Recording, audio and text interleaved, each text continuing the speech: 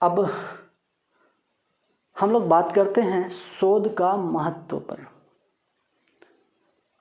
शोध के महत्व को सामान्य तौर पर हम निम्नलिखित रूप में देख सकते हैं। पहला, शोध मानव ज्ञान को दिशा प्रदान करता है, ज्ञान भंडार को विकसित एवं परिमार्जित करता है। दूसरा, शोध से व्यवहारिक समस्याओं का समाधान होता है। तीसरा, शोध से व्यक्तित्व का बौद्धिक विकास होता है। चौथा, शोध सामाजिक विकास का सहायक है। पांचवा, शोध जिज्ञासामूलक प्रवृत्ति की संतुष्टि करता है। छठा, शोध अनेक नवीन कार्य विधियों एवं उत्पादों को विकसित करता है। सातवां, शोध पूर्वाग्रहों के निदान और निवारण में सहायक होता है। आठवां, शोध ज्ञान के विविध पक्षों में गहनता और सूक्ष्मता प्रदान करता है। नौवां, जॉन बेस्ट के कथनानुसार सांस्कृतिक उन्नति का रहस्य शोध में निहित है। 10वां, शोध नए सत्यों के अन्वेषण द्वारा अज्ञान मिटाता है, सच की प्राप्ति हेतु उत्कृष्टतर विधियां और श्रेष्ठ परिणाम प्रदान करता है। 11, किसी शोध को बेहतर शोध कहने के लिए आवश्यक है कि उसमें सामान्य अवधारणाओं के उपयोग द्वारा शोध के उद्देश्यों को स्पष्टता से परिभाषित किया गया हो। अगला, शोध प्रक्रिया की व्याख्या इतनी स्पष्ट हो कि संबद्ध प्रकरण का पर आगामी शोध दृष्टि निखरे और प्रवृत्ति शोधार्थी इस दिशा में अनुप्रेरित हो। शोध प्रक्रिया की रूपरेखा इतनी सावधानी से नियोजित हो कि उद्देश्य आधारित परिणाम प्राप्त हो सके। शोध प्रतिवेदन प्रस्तुत करते हुए कोई शोधार्थी अपने ही शोध की कमियां उजागर करने में संकोच ना करे, ये भी शोध का एक महत्व है। शोध निष्कर्ष उपयोग किए गए आंकड़ों तक ही सीमित रहे। शोध में उपयोग किए गए आंकड़े और सामग्रियां विश्वसनीय हों। सुपरिभाषित पद्धतियों और निर्धारित नियमों के अनुपालन के साथ किए गए शोध की प्रस्तुति में शोधार्थी की विलक्षण क्षमता के साथ सुव्यवस्थित तार्किक कौशल स्पष्ट दिखे। शोध के प्रमुख सोपान पर हम लोग बात करते हैं। शोध के प्रमुख 4 सोपान हैं। पहला तो ज्ञान के क्षेत्र की किसी समस्या को सुलझाने की प्रेरणा। दूसरा, प्रासंगिक तथ्यों का संकलन। तीसरा, तार्किक विश्लेषण एवं अध्ययन। और अंतिम, चौथा, निष्कर्ष की प्रस्तुति। शोध की विशेषताएं। शोध की क्या विशेषता होनी चाहिए? तो वस्तुनिष्ठता, क्रमबद्धता, तार्किकता, वैज्ञानिक दृष्टिकोण, यथार्थता, निष्पक्षता, विश्वसनीयता, प्रामाणिकता, तथ्यान्वेषण, समयावधि का उल्लेख एवं अनुशासनबद्धता, संदर्भों की सच्ची प्रतिकृति, ये सारे गुण शोध की विशेषता है। किसी बेहतर शोध की अनिवार्य ये सारी विशेषताएं हैं। शोध की प्रेरणा। हम में शोध की प्रेरणा कहाँ से जगी, कैसे? शोधोन्मुखता की प्रेरणा सामान्यतः निम्नलिखित कारणों से मिलती है। पहला तो शोध प्रज्ञ की डिग्री प्राप्त कर संभावित लाभ की कामना। शोध से जो हमें डिग्री मिलती है पीएचडी का, उस डिग्री से जो हमारा लाभ होता है, जो हमारे लिए आगे के रास्ते खुलते हैं, इसकी लाभ की कामना है। दूसरा, विषय विशेष से संबद्ध अनभिज्ञताओं, उलझनों, प्रश्नों, समस्याओं का हल ढूंढने की आकांक्षा, ये वास्तविक प्रेरणा है। तीसरा, समाज हित में बेहतर रचनात्मक कार्य करने की इच्छा, यह भी शोध की प्रेरणा का एक स्रोत है। चौथा, यश, धन, ज्ञान, कौशल, सम्मान की लिप्सा जो लगभग सभी इंसान को चाहिए ही, अगर वह मानव है तो। अगर उसमें कुछ और गुण है मानव से ऊपर का, तब तो वो इन चीज़ों पर विशेष ध्यान न देगा। और अंतिम, नीति अथवा नियोजन के विधान की आवश्यकता। शोध के उस उद्देश्य पर हम लोग बात कर लेते हैं। सामान्य तौर पर शोध का उद्देश्य इस तरह है। पहला, विज्ञान सम्मत कार्यविधि और बोधपूर्ण तथ्यान्वेषण द्वारा विषय, प्रसंग, घटना, व्यक्ति एवं संदर्भ के बारे में सूचित समस्याओं, शंकाओं, दुविधाओं का निराकरण ढूंढना। दूसरा, विस्मृत और आलक्षित तथ्यों को आलोकित करना। तीसरा, नए तथ्यों की खोज करना। चौथा, लक्षित विषय वस्तु, घटना, व्यक्ति, समूह, स्थिति का सही विवरण जुटाना। और अंतिम, संकलित सामग्रियों का अनुशीलन, विश्लेषण करना, उनके अनुषंगी प्रकरणों से परिचित होना, एकाधिक प्रसंगों से साम्य वैषम्य का बोध प्राप्त करना। शोध दृष्टिकोण अगला है, जिसको अंग्रेजी में हम लोग कहते हैं रिसर्च अप्रोच। शोध दृष्टिकोण, शोध के दौरान अपनाए जाने वाले दृष्टिकोण निम्नलिखित हैं। पहला, मात्रात्मक दृष्टिकोण, जिसको अंग्रेजी में क्वांटिटेटिव कहते हैं। दूसरा, अनुमानिक दृष्टिकोण, इन्फ्रेंटियल। तीसरा, अनुकरण दृष्टिकोण, सिमुलेशन। चौथा, प्रयोगात्मक दृष्टिकोण, एक्सपेरिमेंटल। और पांचवा, गुणात्मक दृष्टिकोण, क्वालिटेटिव। शोध प्रक्रिया, रिसर्च प्रोसेस, एक महत्वपूर्ण बिंदु है। शोध प्रक्रिया उन क्रियाओं अथवा चरणों का क्रमबद्ध विवरण है जिसके द्वारा किसी शोध को सफलता के साथ संपन्न किया जाता है। अर्थात शोध प्रक्रिया के कई चरण होते हैं। यहाँ यह जानना आवश्यक है कि शोध प्रक्रिया में प्रत्येक चरण एक दूसरे पर निर्भर होता है। कोई चरण एक दूसरे से पृथक एवं स्वतंत्र नहीं होता। मतलब एक श्रृंखलाबद्ध तरीके से चैन है, समझिए कि कड़ी की तरह एक दूसरे से जुड़ा होता है। अब शोध प्रक्रिया के विविध चरण क्या हैं? तो पहला, विषय निर्धारण, शोध समस्या निर्धारण, संबंधित साहित्य का व्यापक सर्वेक्षण, जिसको अंग्रेजी में सर्वे ऑफ लिटरेचर कहते हैं। चौथा, परिकल्पना या प्राकल्पना का निर्माण, परिकल्पना या प्राकल्पना को अंग्रेजी में हाइपोथेसिस कहते हैं। पांचवा, शोध की रूपरेखा तैयार करना। छठा, तथ्य संग्रह एवं तथ्य विश्लेषण। सातवां, परिकल्पना की जांच। आठवां, सामान्यीकरण एवं व्याख्या। और नौवां, शोध प्रतिवेदन, रिसर्च रिपोर्ट तैयार करना। विषय निर्धारण, शोध में एक महत्वपूर्ण बिंदु है विषय निर्धारण। स्वच्छंद शोध की स्थिति में विषय चयन की प्रणाली शोधार्थी तक ही सीमित रहती है। मतलब यदि शोधार्थी स्वतंत्र है,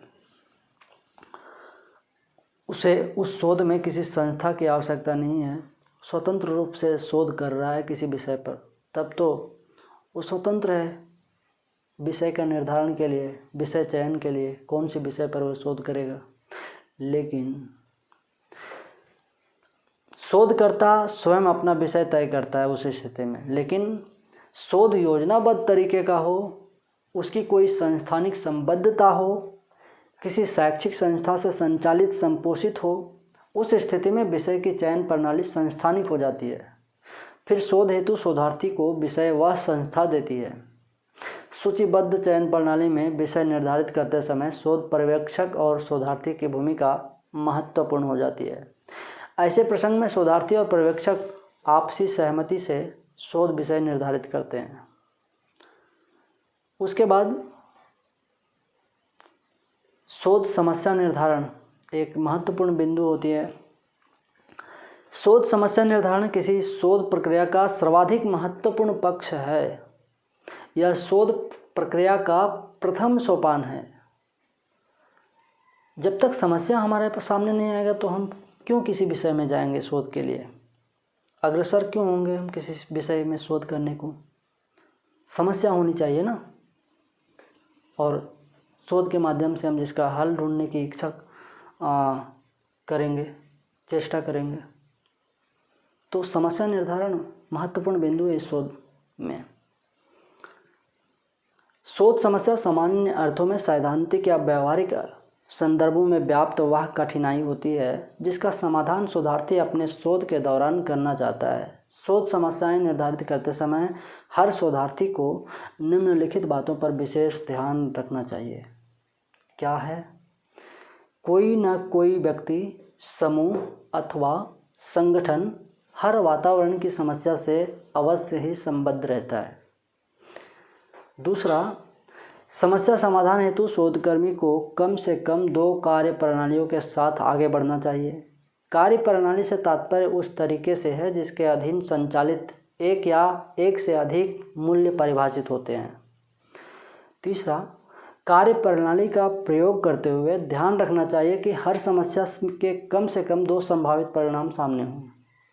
उनमें से एक की तुलना में शोधार्थी को दूसरा परिणाम अधिक उपयुक्त लगता हो। अभिप्राय यह कि शोधार्थी के समक्ष कम से कम एक ऐसा परिणाम अवश्य हो जो उसके उद्देश्य को पूरी तरह पूरित करता हो। कार्य प्रणालियाँ समान न हों, एक दूसरे से भिन्न हों, किंतु वे लक्षित उद्देश्यों पर आधारित कार्य करने की सुविधा देने वाली हों। प्रसिद्ध अमेरिकी सिद्धांतकार रसेल लिंकन एकॉफ शोध समस्या निर्धारण में शोध उपभोक्ता रिसर्च कंज्यूमर का भी संज्ञान लेते हैं। शोध की परिणति जिनके लिए उपयोगी है वे शोध उपभोक्ता हैं। कोई शोध किसी शोधार्थी के लिए जितना भी महत्वपूर्ण हो जाए, पर उनके शोध का सारा महत्व शोध परिणति के उपभोक्ता के जीवन में उसकी सार्थकता निरर्थकता से निर्धारित होता है। कोई उपभोक्ता किसी शोध परिणति का उपयोग किसी उद्देश्य से करता है, किस उद्देश्य से करता है, इससे शोध उपभोक्ता का उद्देश्य रिसर्च कंज्यूमर्स ऑब्जेक्टिव निर्धारित होता है। जाहिर है कि शोध समस्या निर्धारित करते समय शोध उपभोक्ताओं के उद्देश्य का खास ख्याल रखना चाहिए। शोध समस्या निर्धारण में निश्चय ही इससे स्पष्टता आएगी। उद्देश्य स्पष्ट हो, समस्याएं निर्धारित हों तो निदान सहजता से होता है। उद्देश्य पूर्ति के वैकल्पिक साधन सरलता से दिखने लगते हैं। इस क्रम में शोधार्थी के लिए यह भी आवश्यक है कि अपनी ही कार्य प्रणाली के चयन में संशय dot with regard to selection of course of action हो। आत्म संशय किसी काम को बार बार ठोक बजाकर पुख्ता करने की प्रेरणा जगाता है। शोध प्रक्रिया के दौरान परीक्षण एवं अनुशीलन के प्रति आश्वस्त होने का यह बेहतरीन उद्यम होता है। इसके साथ साथ शोध समस्या निर्धारण की हर प्रक्रिया में यह भी ध्यान रखा जाता है कि प्रस्तावित शोध में कम से कम एक वातावरण ऐसा अवश्य हो जो समस्या मूलक हो, जिसके निदान के लिए अग्रसर रहा जाए। इसके बाद हम लोग बात कर लेते हैं शोध समस्या निर्धारण की सावधानी पर। शोध समस्या का चुनाव करते समय कुछ बातों का विशेष ध्यान रखा जाता है। वे बातें निम्नलिखित हैं। जिस विषय पर अत्यधिक कार्य हो चुका है उस पर कोई नई रोशनी डालना कठिन होता है, इसलिए वैसे विषयों का चयन से परहेज करना चाहिए। शोध समस्या ना तो अत्यंत संकीर्ण होना चाहिए न अत्यधिक विस्तृत। दोनों स्थितियां नुकसानदेह होती हैं।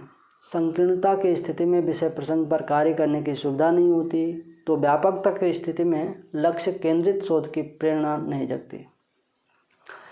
शोध का विषय परिचित और संभाव्य क्षेत्र का होना चाहिए ताकि शोधार्थी यथोचित तथ्य सामग्री संसाधन आसानी से जुटा सके। शोध समस्या निर्धारण के समय शोधार्थी के विषय के महत्व एवं उपादेयता के साथ साथ अपनी योग्यता, प्रशिक्षण और समय, धन एवं शक्ति के अनुमानित व्यय का सूक्ष्म ज्ञान होना चाहिए।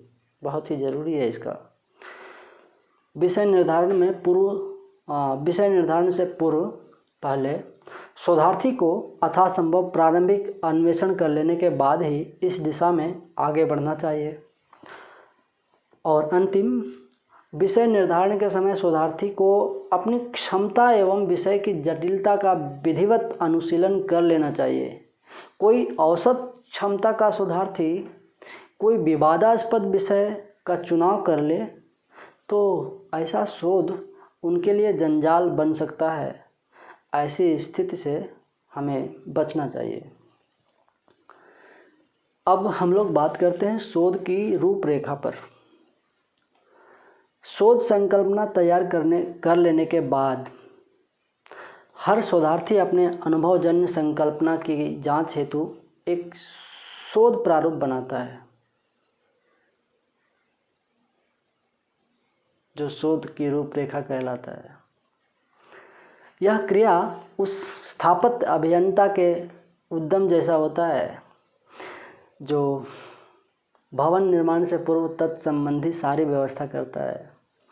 मकान का उद्देश्य, स्वरूप, संकल्पना, संरचना, सामग्री के स्रोत कि कहाँ से हम ईंटा, बालू, सीमेंट लाएंगे, संसाधन, मेरे पास कितने संसाधन हैं इन काम को पूरा करने के लिए, अनुमानित व्यय, मेरे पास कितना इसमें खर्च कितना होने वाला है, ये अनुमान, पूर्व पश्चात की जन प्रतिक्रियाएं, सारी बातों का अनुमानित निर्णय वह पूर्व में ही कर लेता है। अर्थात अपनी योजना का एक आदर्श आधार वह तैयार कर लेता है। अपने शोध के संदर्भ में शोधार्थी भी इसी तरह अपनी योजना का एक आदर्श आधार तैयार कर लेता है। संकलित तथ्यों के विश्लेषण विवेचन से उसके बारे में सारा निर्णय कर लेता है। शोध प्रारूप वस्तुतः शोध के प्रारंभ से अंत तक की अभिकलित कार्य योजना है, जिसमें शोधार्थी की पूरी कार्य पद्धति दर्ज रहती है। आत्मस्फुरण से, अभिज्ञान से अथवा पर्यवेक्षक एवं संदर्भों के सहयोग से जैसे भी हो, शोध प्रारूप के रूप में शोधार्थी वस्तुतः अपने लिए एक स्वनिर्मित विधान पंजीकृत करता है, जिसका अनुसरण करते हुए वह अपने लक्षित उद्देश्य तक पहुंच जाने की आश्वस्ति पाता है। प्रारूप बनाते समय शोधार्थी अपने अध्ययन के सामाजिक एवं आर्थिक संदर्भ का भी खासा ख्याल रखता है। शोध प्रारूप से ही विषय की तार्किक समस्या का संकेत मिलता है। सच्चाई यह भी है कि शोध प्रारूप कोई अलादीन का चिराग नहीं है। तमाम गुणवत्ताओं के साथ ऐसा भी मान लेना चाहिए कि शोध प्रारूप कोई व्यास रचित जनकाव्य, जय काव्य है।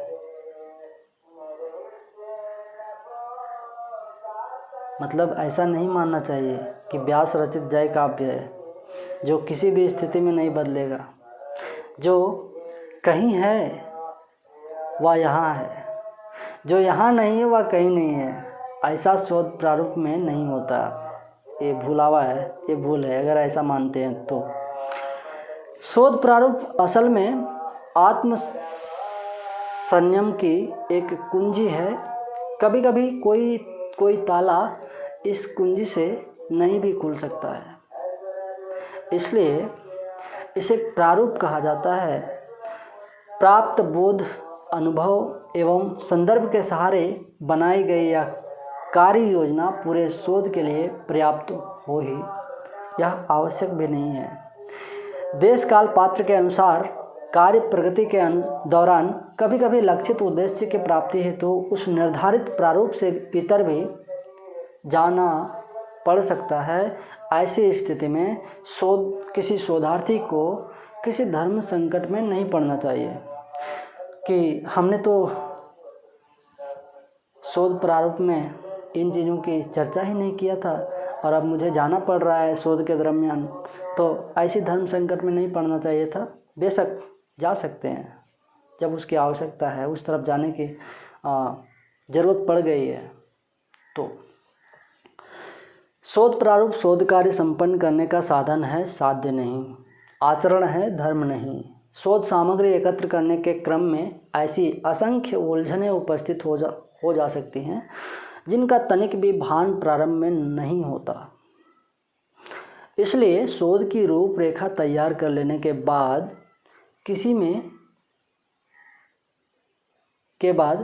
किसी शोधार्थी को उतना बेफिक्र भी नहीं होना चाहिए।